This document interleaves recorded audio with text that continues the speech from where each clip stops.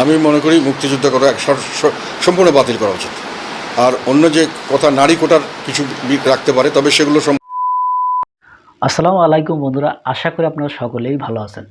তো আজকে যে বিষয়টা নিয়ে আপনাদের মাঝে হাজির হই সেটি হচ্ছে, আপনারা সকলে জানেন যে সারা বাংলাদেশে একটি আন্দোলন খুবই তীব্র হয়েছে। সেটি হচ্ছে কোটা সংস্কার আন্দোলন। সেটি নিয়ে সকল ছাত্রছাত্রী তারা আন্দোলন করছে। তো এই বিষয়টা নিয়ে জাতীয় পার্টির বর্তমান যে নেতা জিএম কাদের, তিনিও কিছু কথা বলেছে। তো চলুন আমরা তার মুখ থেকে সে কথাগুলো একটু শুনি। আমি মনে করি মুক্তিযুদ্ধ করা সম্পূর্ণ বাতিল করা উচিত। আর অন্য যে কথা নারী কোটার কিছু রাখতে পারে, তবে সেগুলো সম্পর্কে কিছু গাইডলাইন দেওয়া উচিত। সব নারী পশ্চাৎপদ নয়, আবার প্রতিবন্ধীদের জন্য কোটা থাকা উচিত। আর আরেকটা হলো তোমার নারী প্রতিবন্ধী, আর একটা হলো ডিস্ট্রিক্টের জন্য কোটা যদি দিতে হয়, সেগুলো আমার মনে হয় পুনর্বিবেচনা করা উচিত, আবার সার্ভে করা উচিত, একটা কমিশন করে এটা করা উচিত। তার আগে পর্যন্ত আমি মনে করি প্রতিবন্ধী বা আর নারী এটা দুটো ছাড়া বাকি কোটাগুলো এখনই এইভাবে ডিস্ট্রিক্ট কোটা আরও রিকনসিডার করা উচিত। কোন সময় কোন ধরনের লোককে দিতে হবে, টার্মস অ্যান্ড কন্ডিশন একটা কমিশন করে এগুলো ঠিক করতে পারে। মুক্তিযুদ্ধ কোটা দেওয়ার কোনো জাস্টিফিকেশন আমি মনে করি নেই বর্তমান প্রেক্ষাপটে, মোটেই আমি এটা দেখি না। মুক্তিযোদ্ধার সন্তান তারা মুক্তিযোদ্ধা নয়, আর মুক্তিযোদ্ধার সন্তানের বাবারাও যে মুক্তিযোদ্ধা, এটা নিয়ে জনগণের মধ্যে বিভ্রান্তি আছে। নিশ্চিন্তে খান স্বাস্থ্যকর অল টাইম পান, অল টাইম হেলদি লাইফ। সবাই তাও নাও হইতে পারে, কাজে এগুলো নিয়ে প্রশ্ন যখন দেখা দিয়েছে, এগুলোর মধ্যে সামনে আরও বড় ধরনের সংঘর্ষ সৃষ্টি করে দেশকে বেশিভাবে বিভাজিত করা কোনো অর্থ হতে পারে না। মেধার ভিত্তিতে সবাই থাকবে, যে ভালো করতে পারবে সেই এগিয়ে যাবে। আমি যদি কোনো ভালো কাজ করি, আমাকে একটা প্রাইজ, পুরস্কার, একটা খেতাব, অনেক কিছু দেওয়া যেতে পারে। আমার নাতিপুতিকে দেওয়া, এগুলো হলো দেশকে বিভাজন করার, চিরস্থায়ী একটা বিভাজন করার একটা অপকৌশল মাত্র। এটা দেশের জন্য মঙ্গলজনক আমি কখনই মনে করি না। আমি মনে করি যত দ্রুত সম্ভব দাবি দাবাগুলো মেনে নেওয়া উচিত। দাবিগুলো যৌক্তিক, এবং যেটা যারা বলছে এটা যদি তারা গণভোটও করতে চান করতে পারেন। আমার ধারণা 90% বেশি মানুষ এর পক্ষে সমর্থন দেবেন।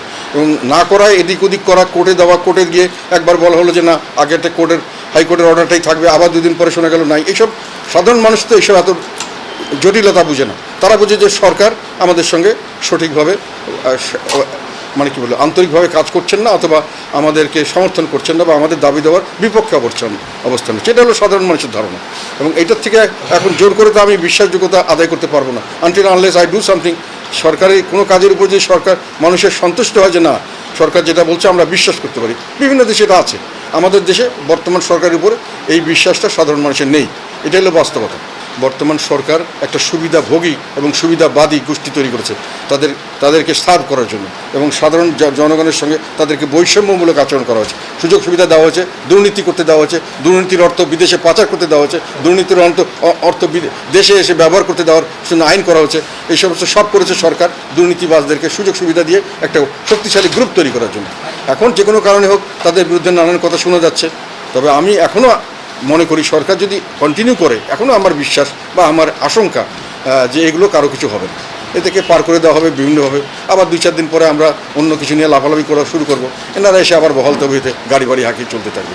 এটা অতীতে আমরা দেখেছি, এবং বর্তমান সরকারের পৃষ্ঠপোষকতা ছাড়া অথবা তাদেরকে যে কোনোভাবে দুর্নীতি তো আজকের যেটা তো দেখতেছি আমরা, সেটা তো আজকেই সৃষ্টি হয়নি। এটা সৃষ্টি হয়েছে আরও 10-15 বছর আগের থেকে। এবং তখন থেকে আমরা এটাকে কি করেছি? আমরা কিছু করিনি। আমরা কি জানতাম না? নিশ্চয়ই জানতাম। এটা সবাই বলতে পারবে না। যদি না জানেন তাহলে তো আপনার দেশ চালানোর জন্য উপযুক্তই নয়। যেগুলো কাজ হচ্ছে, যে লেভেলের লোকরা করছে, তারা যেটা করে যদি পার পেয়ে যায়, তাহলে আপনি দেশ কি চালাচ্ছেন? আমার দেশ লুণ্ঠন করে নিয়ে যাচ্ছে, আর আপনি দেশ চালাচ্ছেন জানবেন না।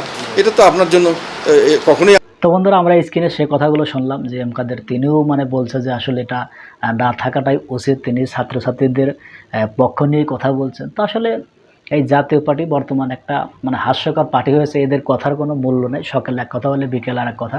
তো এই কারণে এদের অনেকটাই মূল্যায়ন করা হয় না।